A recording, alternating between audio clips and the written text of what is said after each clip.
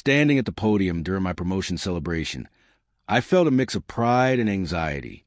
As I glanced at my wife, Emily, she raised her champagne glass and smiled at my husband, labeling him the biggest loser I had ever known.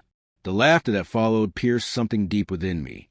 Although I was the one being honored, I felt like the punchline of a cruel joke.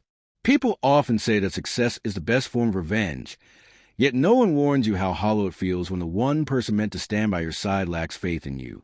For the past decade, I had tirelessly built everything from the ground up: a thriving real estate business, a dream home, and a reputation for transforming failures into stepping stones. Yet my wife, Emily, always seemed to focus on the flaws rather than the foundation. Emily was my college sweetheart, radiant, ambitious, and magnetic, a woman who could command any room.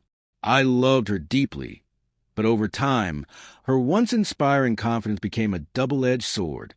Her criticism started subtly, often masked as helpful suggestions, but soon escalated to a level I could no longer ignore.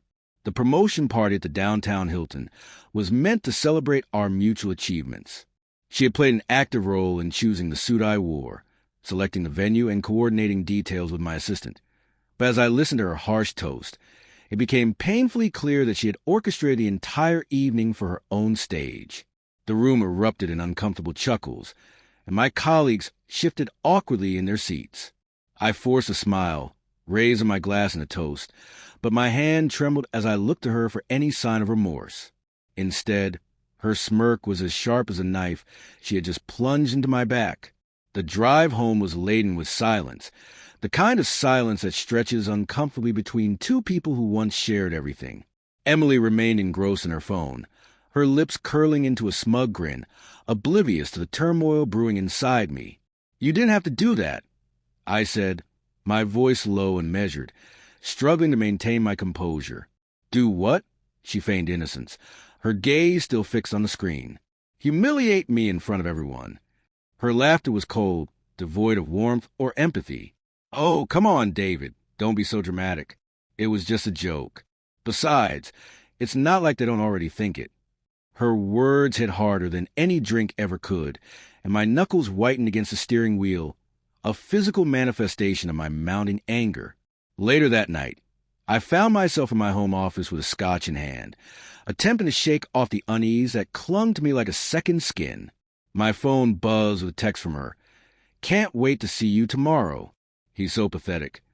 I stared at the screen, the words searing into my mind.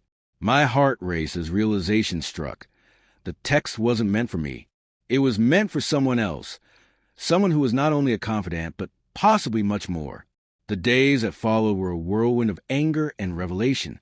I began to pay closer attention to Emily's late-night calls, her sudden business trips, and the way she vanished into the bathroom with her phone, often whispering in hushed tones. One evening, after she left for yoga, I felt a compulsion to follow her. My suspicions were confirmed when I found her laughing intimately with a man at a dimly lit restaurant. That sight felt like a gut punch. She leaned in, placing a hand on his arm, her smile warmer than I had seen in months. It was a stark contrast to the icy demeanor she had shown me.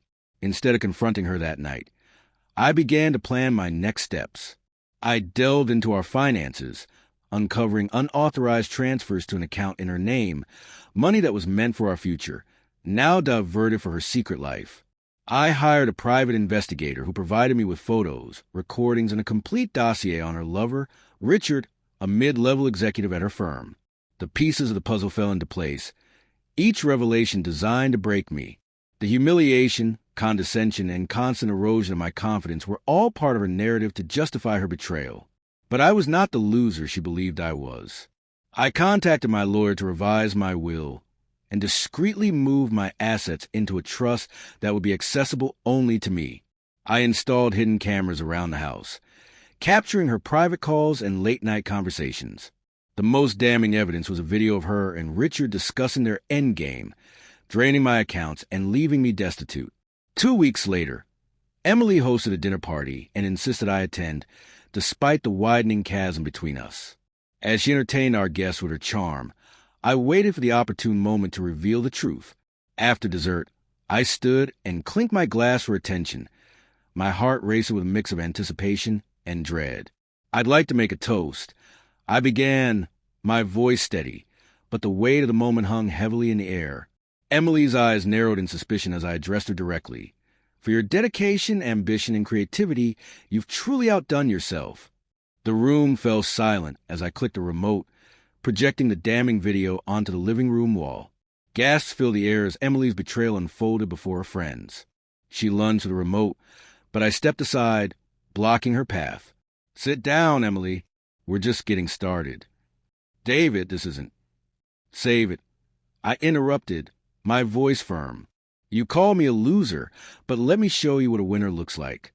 I laid out everything. The financial trust one had established, the divorce papers already filed, and the prenup that left her with nothing. You thought you could ruin me. I continued, my voice rising with a mix of anger and empowerment. But you underestimated me. That's the thing about losers. We know how to turn the odds in our favor. Emily's face twisted in fury, her mask of charm slipping away to reveal the true depths of her character. You think you're better than me? You're pathetic, David. Her words no longer stung. Instead, they fueled my resolve, igniting a fire within me that had long been extinguished. The crescendo came when I revealed the final blow. Her lover had been fired after an anonymous tip to HR exposed their affair.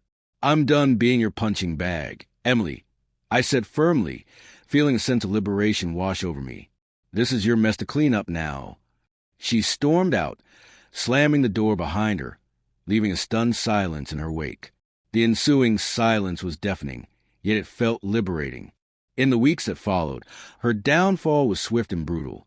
She lost her job, her reputation crumbled, and the friends who witnessed her true colors began to distance themselves.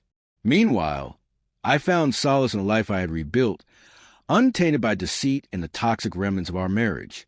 The divorce was finalized quietly, and I sold the house we once shared, a place filled with memories that had turned bitter.